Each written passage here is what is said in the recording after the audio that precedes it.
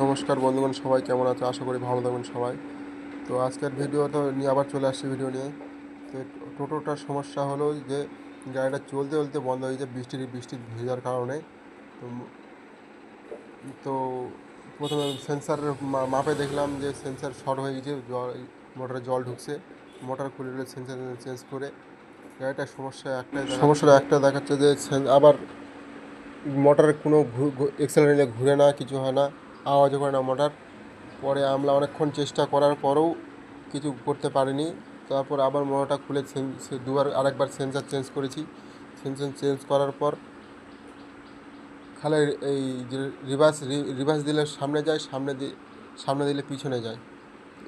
এটা হওয়ার পর অনেক চেষ্টা করছি, তার উলটপাট করে দেখেছি। আপনারা যদি ভিডিওটা না যদি দেখেন তার উলটপাট করা মোটরের, তো আপনারা কমেন্ট করুন, আমি নিশ্চয়ই ভিডিও বানাই দেখাবো।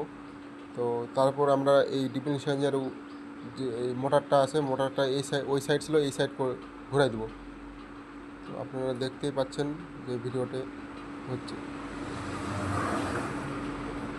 আমার এইটুকুই সমস্যা। যদি আপনারা ভিডিও ভালো লাগে তাহলে ভিডিওটা শেয়ার করুন, লাইক করুন, কমেন্ট করবেন। আপনারা ভিডিও দেখেন কিন্তু ভিডিও লাইক করেন না, প্লিজ সাপোর্ট। জয় হিন্দ, জয় ভারত। আশা করি সবাই ভালো থাকবেন।